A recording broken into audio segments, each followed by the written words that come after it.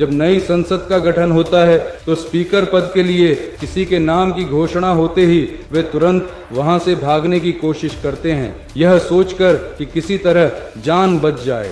वे उस स्पीकर को मृत्युदंड का कठोर आदेश देंगे जो ये कहने का दुस्साहस करेगा कि संसद ने उनकी इच्छा ठुकरा दी है। वे तुरंत उसका सिर कलम करने का आदेश देंगे। जो भी अच्छी और सकारात्मक बातें सामने आएंगी उन्हें हम सहर्ष स्वीकार करेंगे। माननीय अध्यक्ष महोदय, मैं आपसे विनम्र निवेदन करना चाहता हूं। जनता का जनता के लिए जनता द्वारा शासन ही लोकतंत्र है, यह अमेरिका के पूर्व राष्ट्रपति श्री का कथन है। Abraham Lincoln. आज हमारे देश में स्थापित लोकतंत्र के फलने फूलने के लिए देश की आम जनता की बहुत बड़ी बड़ी अपेक्षाएं हैं। जनता की उन सभी महत्वपूर्ण अपेक्षाओं को इस सभा के ध्यान में लाना और उन्हें पूरा करने के लिए आवश्यक योजनाओं और कानूनों को प्रभावी ढंग से लागू करने की पूरी जिम्मेदारी इसी सभा की है। हमारे द्वारा किए जाने वाले कार्य इस प्रकार के होने चाहिए कि हमारे इस वर्तमान शासन काल के दौरान ज्यादा से ज्यादा लोगों तक अधिक से अधिक लाभ पहुंचाया जा सके। यहाँ पर तो हर एक व्यक्ति पूरी तरह से बराबर है, सिर्फ एक ही है।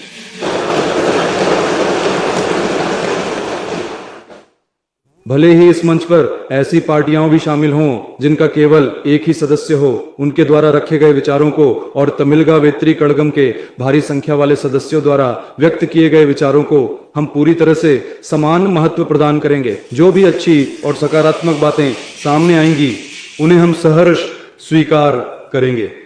अपनी सभी बुराइयों को सदा के लिए त्याग कर इस सभा को लोकतंत्र के हृदय और मस्तिष्क के रूप में कार्य करना चाहिए। ऐतिहासिक गौरव और गरिमा से संपन्न इस सदन का संचालन करने की योग्यता रखने वाले आप ही हैं, जिन्हें तमिलनाडु वेत्री कड़गम ने पूर्ण विश्वास के साथ चुना है और आज आप इस आसन पर विराजमान हैं। माननीय अध्यक्ष महोदय, कृपया ध्यान दें, आप सर्वसम्मति से विधानसभा अध्यक्ष चुने गए हैं। मैं देख पा रहा हूं कि इस आसन पर सदन के माननीय नेता और विपक्ष के माननीय नेता दोनों ही विराजमान हैं। उन्होंने बड़े प्यार से उनके हाथ थामे और उन्हें धीरे धीरे ले जाकर आराम से बैठा दिया।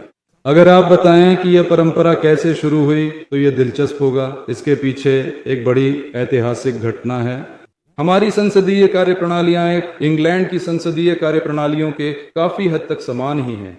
राजाओं के शासनकाल के दौरान ही वहां संसद का संचालन किया जाता था। उस समय सभी शक्तियों से संपन्न राजा भी हुआ करते थे और संसद भी काम करती थी। वहां राजा कोई काम करना चाहता था तो संसद अक्सर उसकी इच्छा को ठुकरा देती थी। राजा जिस कार्य को चाहते थे उसे संसद ने अस्वीकार कर दिया है, यह संदेश राजा तक पहुंचाने की जिम्मेदारी संसद के अध्यक्ष स्पीकर की होती है।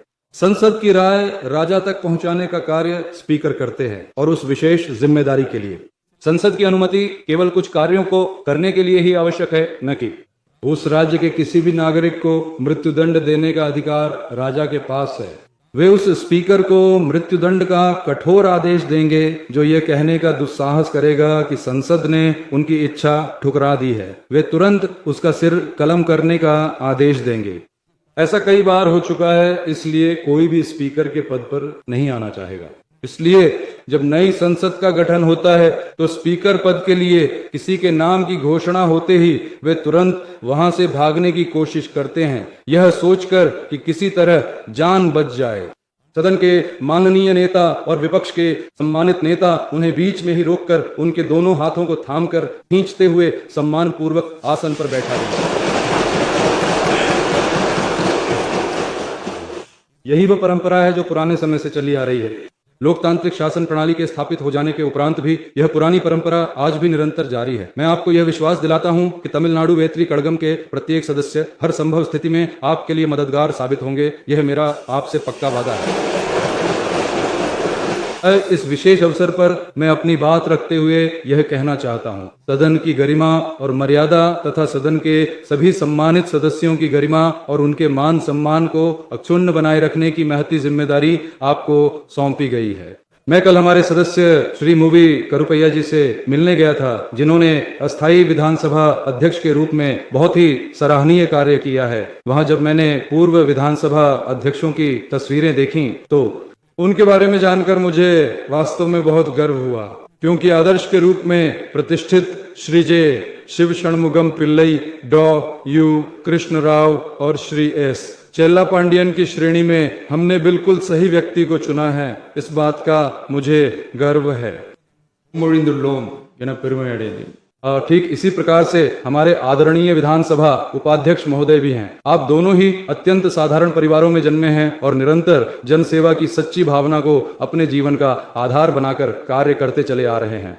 गुणों को परखकर, दोषों को परखकर और उनमें से जो अधिक हो उसे अपनाना चाहिए। वल्लुअर के इस कथन के अनुरूप विधानसभा की कार्यवाही सुचारू, व्यवस्थित और शांतिपूर्ण ढंग से संचालित हो तथा विधायी लोकतांत्रिक मूल्यों और मानदंडों का संरक्षण सुनिश्चित हो, इसके लिए इस सदन के अध्यक्ष और उपाध्यक्ष, मुझे पूरा भरोसा है कि आप निश्चित रूप से हमारा मान और बढ़ाएंगे। राजनीति से ऊपर उठकर मानवीय मूल्यों को स्थापित किया जाना चाहिए। तमिल संस्कृति का सम्मान किया जाना चाहिए। सदन की परंपरा, गरिमा और सम्मान की रक्षा की जानी चाहिए। इस नेक इरादे के आधार पर मुझे पूरा विश्वास है कि आप दोनों जिन्होंने ये पद संभाला है इसे बनाए रखेंगे। इसी विश्वास को दोहराते हुए मैं अपना भाषण समाप्त करता हूँ। धन्यवाद। नमस्कार। Subscribe to One India and never miss an update. Download the One India app now.